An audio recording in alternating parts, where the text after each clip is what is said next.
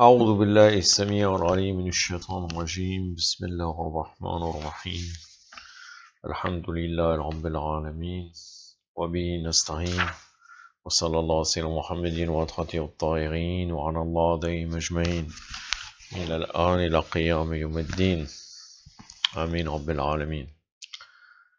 La première partie d'une série sur Nahj al-Balagha que j'ai intitulé Quelques leçons tirées de Nahj al-Balagha.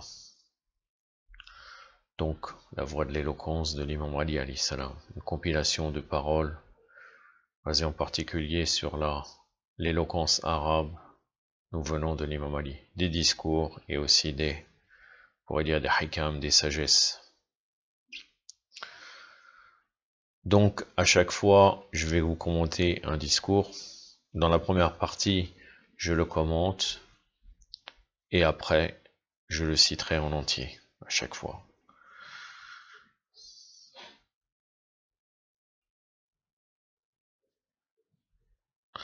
Dans le sermon 116 de Nahj al-Balagha, l'imam alayhi salam, il prodigue des conseils à ses compagnons.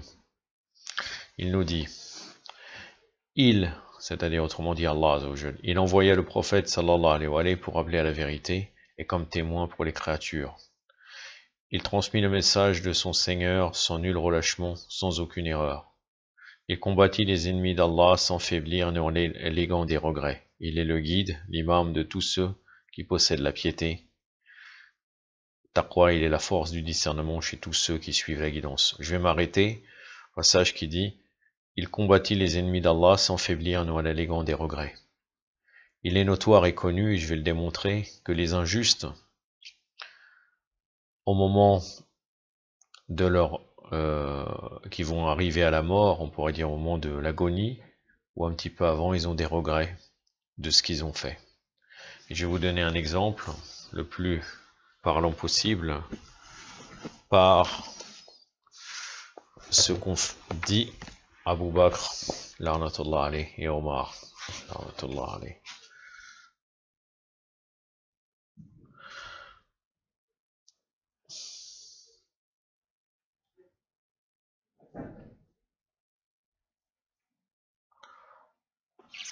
Au moment où Omar il a été poignardé par l'héros Lu'lu', Abu Lu'lu', pardon, Piruz Nahavandi,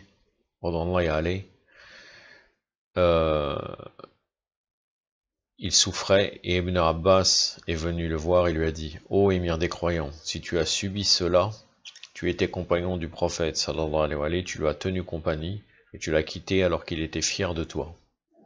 Ensuite, tu as tenu compagnie à Abu Bakr et tu l'as quitté alors qu'il était fier de toi. Puis tu as tenu compagnie à leurs compagnons et si tu les quittes, ils seront fiers de toi. » Difficile de comprendre la parole d'Ibn Abbas parce que à cette époque, on pourrait dire, même s'il était peut-être entre deux, entre deux chaises, malgré cela, il était un soutien à l'imam Ali alayhi salam. Et entre autres, même jusqu'à la bataille du Chameau, voire un peu après.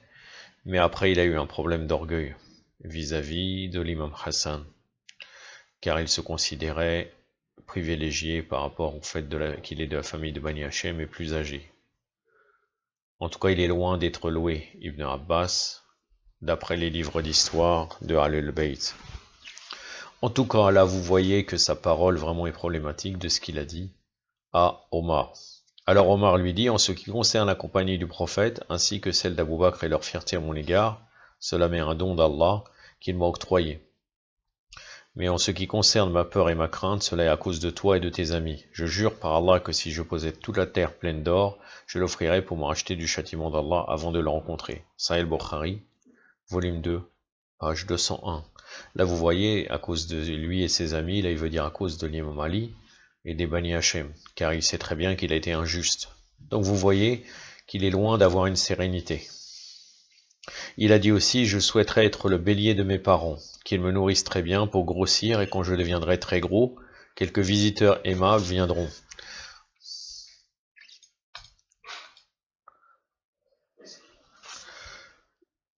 Ils feront de moi une grillade, qu'ils mangeront et vaqueront en deux chaises, cela est mieux pour moi que d'être un homme. Donc, ce qui veut dire, franchement, carrément, qu'il est vraiment même d'une crotte une défection en fait, un déchet. Ça c'est dans Minhaj al-Sunnah. Ibn Taymiyyah, volume 3, page 131. Ibn Taymiyyah, le Nasibi notoire, il arrive à relater cela. Vraiment la contradiction. Pour eux peut-être, ça montre qu'ils sont humbles sûrement. Ilyatul Uliya, Abu Naïm, volume 1, page 52. Et vous voyez aussi pour Abu Bakr, l'arnatullah alayh, qu'il a dit, au moment où il a, vers la fin de sa vie, bonheur à toi. Quand il a vu un oiseau sur un arbre, il a dit bonheur à toi, tu sautes sur les arbres, tu manges les fruits, tu ne subis aucun jugement ni aucun châtiment. Je souhaiterais être un arbre sur la route et qu'un chameau passant me mangerait et me sortirait dans ses déchets, ce sera mieux pour moi que d'être un homme. Ça c'est dans Tahrir Tabari, donc l'histoire de Tabari, page 41, Riyad al-Nadira, volume 1, page 34, Kenzel Ommal, page 361, Minhaj al-Sunnah, d'Ibn Taymiyyah, volume 3, page 120. Tout ça, c'est des sources des Mukhalifin. Là, c'est pareil, lui aussi, il serait traité un déchet. Une autre fois aussi, il a dit, j'ai souhaité que ma mère ne m'ait pas engendré. Je souhaiterais être une paille dans une brique de terre. Tahrir Tabari, page 41. Et Riyad al-Nadira, volume 1, page 134. Kenzel Ommal, page 361. Minhaj al-Sunnah d'Ibn Taymiyyah, volume 3, page 120. Alors qu'Allah subhanahu wa ta'ala donc nous montre vraiment que ces gens-là sont très mal positionnés vis-à-vis d'Allah. Car il nous dit, il annonce la bonne nouvelle aux croyants sincères. Regardez la contradiction par rapport à ce que eux, ils les voient comme des alliés d'Allah, alors qu'en fin de compte, ils sont inquiets. Et après, on va voir les versets qui parlent de l'inquiétude, qui ne reflètent pas l'attribut du croyant. Allah subhanahu wa ta'ala nous dit, non, en vérité, les alliés d'Allah n'auront plus lieu de s'alarmer, ni n'éprouveront d'affliction ceux qui ont la foi et sont pieux envers Allah, un heureux destin leur est annoncé, qui sera leur lot en cette vie et dans l'autre, rien ne sera changé à la parole d'Allah, ce sera la félicité suprême. Surat Yunus, versets 62, 63, 64. Ils n'ont pas lieu de s'alarmer, vous voyez, et ils n'éprouvent aucune affliction.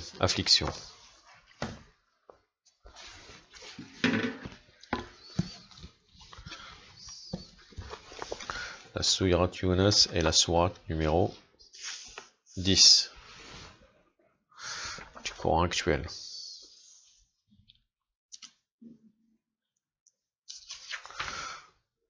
أعوذ بالله السميع العليم من الشيطان الرجيم ألا إن ولي الله لا خوف عليهم وهم لا يحزنون الذين آمنوا وكانوا يتقون لهم البشرى في الحياة الدنيا وفي الآخرة لا تبديل لكلمة الله ذلك هو الفوز العظيم صدق الله العلي العظيم. Donc la khawfun alayhim, donc ils n'auront pas peur, ils ne seront pas attristés. Il y a un autre verset dans la sourate Al-Fusilat. Allah subhanahu wa ta'ala, donc la sourate des versets détaillés, nous dit au verset 30, 31 et 32. Ceux qui disent notre maître c'est Allah, puis se comportent avec droiture, verront affluer les anges du ciel qui leur diront ne craignez rien, ni ne vous affligez. Recevez plutôt une heureuse annonce, celle du paradis qui vous est promis. Nous sommes pour vous des soutiens en ce monde et le serons dans l'au-delà, où tous vos désirs seront comblés et tous vos vœux satisfaits. Tel sera le généreux accueil d'un maître absoluteur tout compatissant. Donc le verset 30, 31 et 32.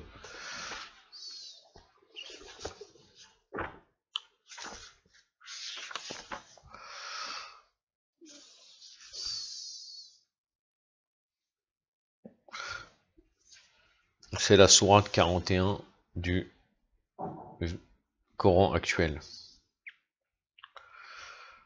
أعوذ بالله السميع العليم من الشيطان الرجيم إن الذين قالوا ربنا الله ثم استقاموا لا تنزل عليهم ملائكته ألا تخافوا ولا تحزنوا وأبصروا بالجنات التي كنتم توعدون نحن وليكم في حياة الدنيا وفي الآخرة ولكم فيها ما يستدعي أنفسكم ولكم فيها ما تدعون نزول من غفور رحيم صدق الله العلي العظيم. C'est pareil, n'ayez ni crainte ni tristesse. Et donc on va voir l'état, comme je vous ai décrit l'état d'Abu Bakr et de Omar, l'Arnatullah alayhima, qui est décrit dans la sourate Yunus aussi, le verset 54. Il dit, n'est pas une arme chargée d'iniquité qui hésiterait un jour à offrir pour s'en racheter toutes les richesses de la terre. Face au châtiment qui les attend, les impies cacheront en vain leur remords, ils seront jugés en toute équité et point ne seront lésés. Sourate Yunus, verset 54.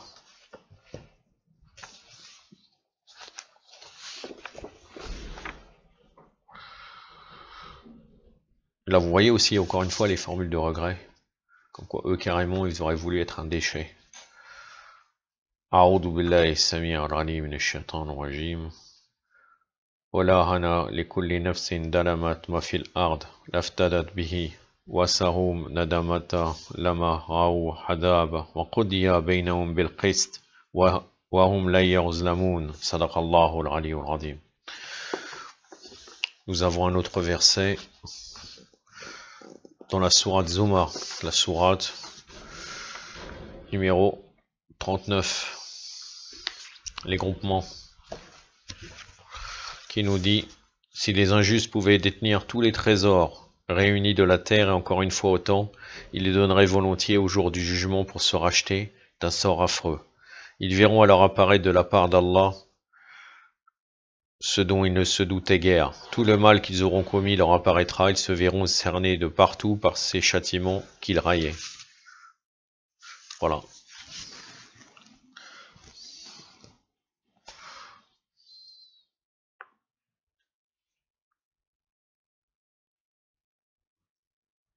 Donc le verset numéro 47 et 48. A'udhu billahi sami'il 'alim minash shaitanir rajim.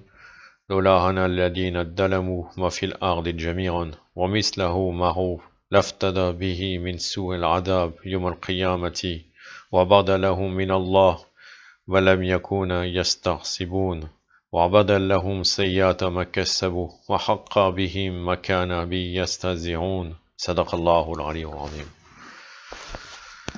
Donc je continue notre discours de l'imam Ali alayhi salam, qui nous dit un peu plus loin, si vous connaissiez ce que je connais de l'invisible, qui vous échappe et qui vous atteindra sûrement, vous sortiriez dehors, verseriez des larmes sur vos actions, vous frapperiez le visage, vous frapperiez en signe de remords, et vous abandonneriez vos biens sans y mettre de gardien. Il n'y a aucun remplaçant. Alors chacun se préoccuperait de sa personne sans tenir compte d'autrui. Or vous avez oublié ce qui vous a été rappelé et vous êtes senti à l'abri de l'avertissement, en conséquence de quoi vos points de vue ont divergé et vos affaires se sont dispersées. J'aimerais qu'Allah ne tarde pas à me séparer de vous pour me faire rejoindre ceux qui ont plus de droit que vous d'être avec moi.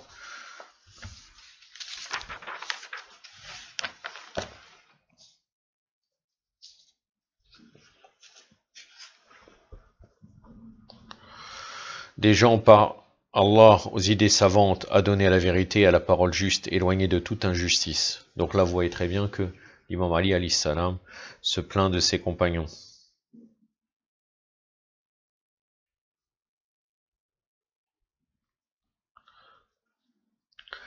Je continue, il avançait droit sur la voie d'Allah, s'était activé dans la voie rectiligne. Et ainsi ils avaient gagné l'éternelle demeure et l'heureuse vie. Par Allah, vous serez dominé par un garçon aux vêtements traînants à la démarche déviée, originaire des Bani Saqif. Il dévora vos récoltes et fera fondre votre graisse. Ô Abba, Wadahata. Donc là, quand ils disent avancer droit sur la vérité, compare avec les compagnons du prophète, sallallahu alayhi wa alayhi. El Wadahata, selon le commentaire de Sayyid al-Radi, celui qui a commenté, et donc qui a compilé la Jalbalara, il dit que ça signifie El Khoufosa. C'est le bousier. Le bousier, j'ai cherché dans le dictionnaire, Larousse, qu'est-ce que le bousier?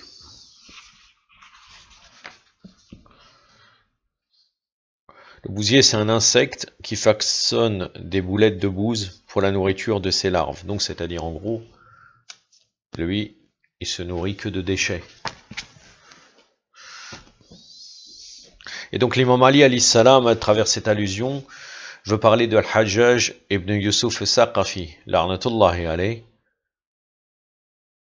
et qui lui, il avait vu un bousier qui s'avançait, il l'a repoussé, et le bousier revint. Il le repoussa encore, et le bousier revint encore une fois. Alors Hajjaj l'écrasa de la main, qui mordu par l'insecte s'enfla immédiatement, s'infecta et causa la mort d'Al-Hajjaj. Donc lui, il a été tué carrément par un insecte qui mange les déchets. Comme dans l'exemple aussi de Nemrod, qui mourut dès qu'un moucheron pénétra dans sa narine. Le bousier donc est un scarabée qui se nourrit des excréments des mammifères qu'il roule en boule. Donc vous voyez, l'être humain, il a tué des milliers de personnes et finalement il meurt à travers un bousier uniquement qu'il le pique.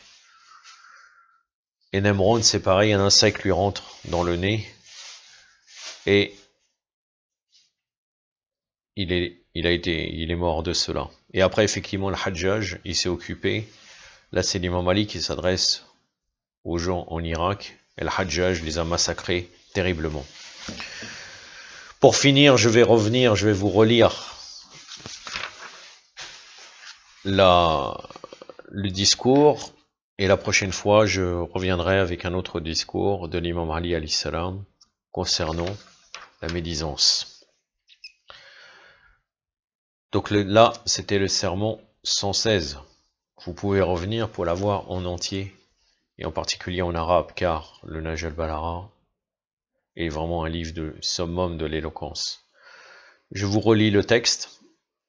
Autrement dit, Allah Azza wa Jal, il envoya le prophète pour appeler à la vérité, et comme témoin pour les créatures, c'est-à-dire le prophète sallallahu alayhi wa alayhi, transmit le message de son Seigneur. Sans nul relâchement, sans aucune erreur, il combattit les ennemis d'Allah sans faiblir ni en alléguant des regrets. Il est le guide de tous ceux qui possèdent la piété, taqwa, et il est la force du discernement chez tous ceux qui suivent la guidance. Si vous connaissiez ce que je connais, de l'invisible qui vous échappe et que vous atteindra sûrement, vous sortiez d'aurore, verseriez des larmes sur vos actions, vous frapperiez en signe de remords et vous abandonneriez vos biens sans y mettre de gardien. Ni aucun remplaçant, alors que chacun se préoccuperait de sa personne sans tenir compte d'autrui. Or, vous avez oublié ce qui vous a été rappelé et vous êtes senti à l'abri de l'avertissement, en conséquence de quoi vos points de vue ont divergé et vos affaires se sont dispersées. J'aimerais que Allah ne tarde pas à me séparer de vous pour me faire rejoindre ceux qui ont plus de droit que vous d'être avec moi, les gens par Allah aux idées savantes, adonnés à la vérité et à la parole juste, éloignés de toute injustice. Ils avançaient droit sur la voie d'Allah, s'étaient activés dans la voie rectiligne, et ainsi ils avaient gagné l'éternelle demeure et l'heureuse vie. Par Allah, vous serez dominé par un garçon aux vêtements traînants, à la démarche déviée, originaire des Bani Saqif. Il dévorera vos récoltes et fera fondre votre graisse. Ô Abba Wadahata. J'en ai terminé, Inch'Allah. Je vous confie à la garde d'Allah Azza wa Jal. وصلى الله على سيدنا محمد وعلى آله الطاهرين والسلام عليكم ورحمة الله.